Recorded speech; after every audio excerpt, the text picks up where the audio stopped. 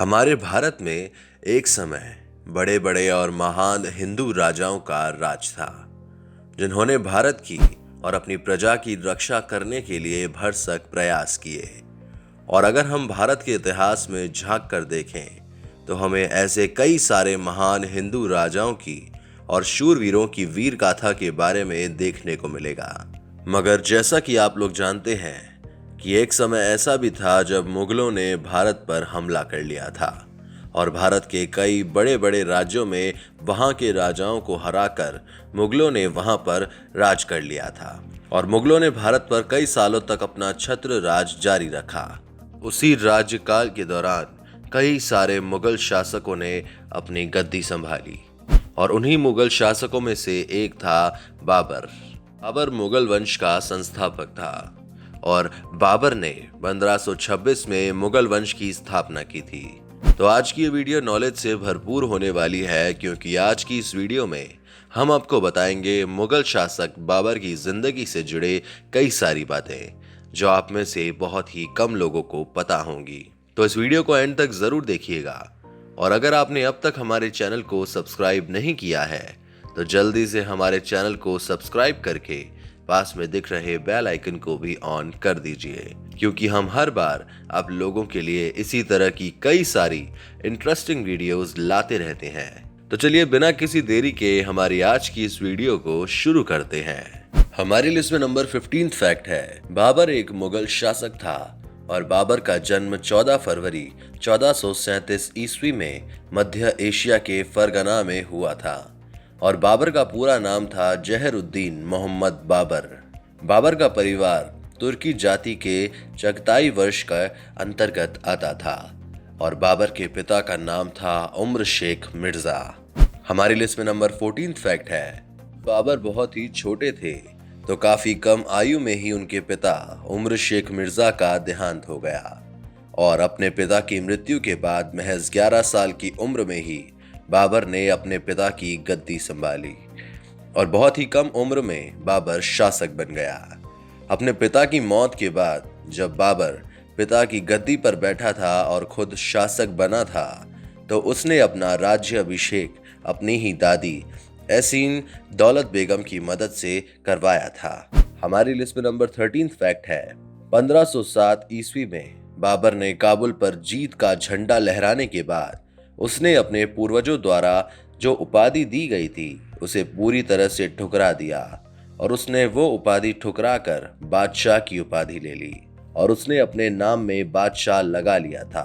वैसे तो बाबर राजगद्दी संभालने के लिए बहुत ही छोटा था, मगर उनकी दादी ने और अन्य सैन्य अधिकारियों ने बाबर की राजगद्दी संभालने में उसकी सहायता की और उसे सही जानकारी देकर सही निर्णय लेने में भी बहुत बड़ी भूमिका निभाई। हमारी लिस्ट में नंबर 12 फैक्ट है, जैसा कि आप लोग जानते हैं कि मुगल आक्रमणकारियों ने कई बार भारत पर हमला किया और उनमें से ही एक था बाबर। बाबर ने भारत पर कुल 5 बार बड़े पैमाने पर हमला किया। साथ ही साथ बाबर ने भारत के खिलाफ अपना सबसे पहला अभियान 1529 ईस्वी में किया था और साथ ही साथ उसने ये अभियान यूसुफजाई जाति के खिलाफ में रहकर किया था। बाबर ने जब 1526 ईस्वी में भारत में हमला किया था तो उस युद्ध को सबसे महत्वपूर्ण युद्धों में से एक माना जाता है, क्योंकि ये बताया जाता है कि ये युद्ध बाबर द्वारा भारत में किया गया सबसे बड़ा युद्ध था। हमारी लिस्ट में नंबर 11 फैक्ट है, 1529 ईस्वी में किए गए अभियान में बाबर ने बाजार और बेरा पर कब्जा भी कर लिया था और बाबर के इस सबसे पहले अभियान के दौरान बाबर ने अपने तोप खाने का भी इस्तेमाल किया था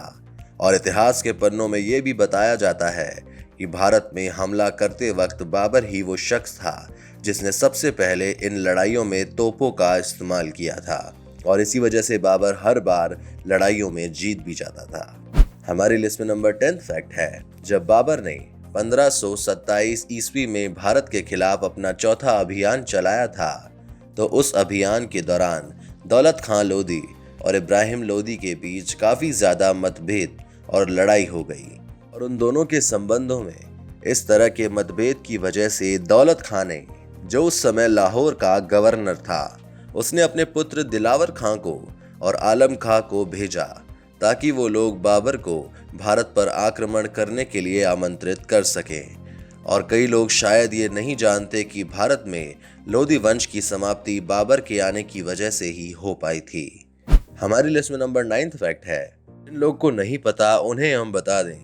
कि जिस वक्त दौलत खां ने बाबर को भारत पर आक्रमण करने का आमंत्रण दिया था, ठीक उसी वक्त राणा सांगा ने भी बाबर को भारत पर हमला करने के लिए और लोधी वंश की समाप्ति के लिए आमंत्रित किया था।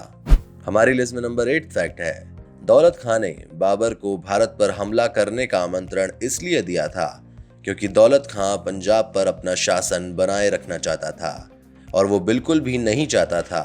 कि भारत में इस लोधी साम्राज्य की वजह से उसका पंजाब से शासन चला जाए। इसलिए उसने बाबर को आमंत्रित किया ताकि बाबर भारत पर हमला करके हमेशा हमेशा के लिए लोधी साम्राज्य का भारत से सर्वनाश कर दे। और जैसा दौलत खां चाहता था ठीक वैसा ही हुआ। और कुछ समय बाद जब बाबर ने भारत पर हमला किया तो उसने लोधी साम्राज्य को हराकर युद्ध में विजय हासिल की और फिर इब्राहिम लोधी ही लोधी साम्राज्य का आखिरी वंशज था जो बाबर द्वारा भारत पर हमला करने के दौरान मारा गया। हमारी लिस्ट में नंबर 7 फैक्ट है,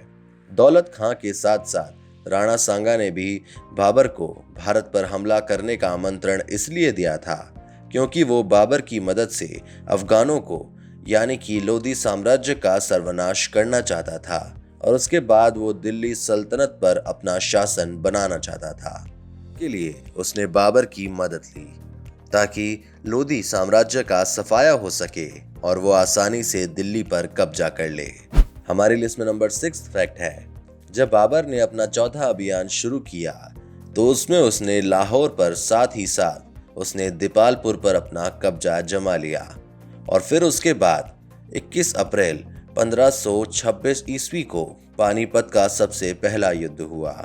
और जब ये पानीपत की लड़ाई हुई उसी वक्त इब्राहिम लोधी ही दिल्ली का सुल्तान था। जिस वक्त पानीपत की लड़ाई शुरू हुई तो इस लड़ाई का निर्णय दोपहर तक ही हो गया क्योंकि ये लड़ाई ज्यादा लंबी नहीं चल पाई।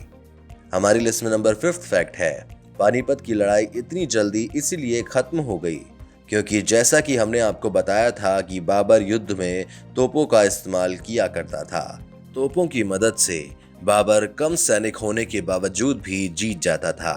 और वो उस युद्ध में तोपों का इस्तेमाल करने की वजह से बाबर ने इब्राहिम लोधी को बहुत ही बुरी तरह से पराजित किया। कई लोगों को शायद नहीं पता होगा तो उन लोगों को हम बता दें कि बाबर ने एक पुस्तक भी लिखी थी, बाबरनामा,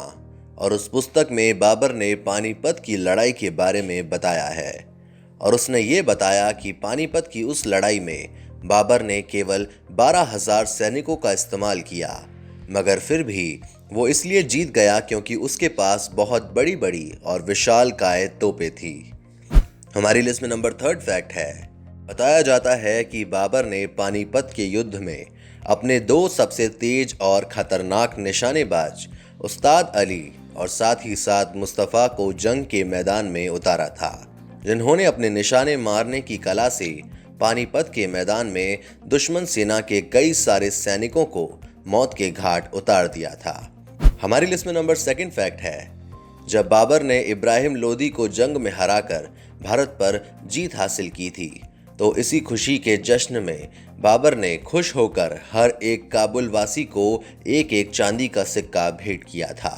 और उन्होंने भारत में अपनी जीत का बहुत ही शानदार जश्न मनाया था। और बाबर की काबुल में उदारता की वजह से बाबर को कलंदर की उपाधि भी दी गई थी। हमारी लिस्ट में नंबर 1 फैक्ट है, बाबर ने भारत पर जीत हासिल की तो उसने भारत पर ही अपना कब्जा जमा लिया था और मगर जो राणा सांगा थे जिन्होंने सोचा था कि बाबर लोधियों को हरा देगा और भारत पर राणा सांगा का कब्जा हो जाएगा, मगर बाबर ने जब भारत पर कब्जा जमा लिया तो राणा सांगा और बाबर के बीच 29 फरवरी 1528 ईस्वी को एक बहुत ही बड़ा युद्ध हुआ और उसमें राणा सांगा मारा गया। और उसके बाद बाबर के और भी कई सारे युद्ध हुए मगर कई सारे सैनिकों को तोपों की मदद से मारकर वो हर बार जंग में जीत जाता था और उसने काफी लंबे समय तक भारत पर अपना कब्जा बनाए रखा। ये थे मुगल शासक बाबर से जुड़े कुछ फैक्ट्स। तो अगर आपको बाबर से जुड़ी ये वीडियो अच्छी लगी हो तो हमें कमेंट करके ज़रूर बताएं। और आप हमें सजेशंस भी दे सकते हैं कि हमें अगली वीडियो किस टॉपिक पर बनानी चाहिए। तो अपने वैल्यूएबल कमेंट ज़रूर दीजिएगा। और अगर आपने अब तक हमारे चैनल को सब्सक्राइब नहीं किया है तो जल्दी से हमारे चैनल को सब्सक्राइब करके पास में दिख रहे बेल आइकन को भी ऑन कर दीजिए, ताकि हमारी सभी इंटरेस्टिंग वीडियोस की नोटिफिकेशन आपको सबसे पहले मिल जाए। तो फिर मिलते हैं एक और नई वीडियो के साथ। Thank you so much.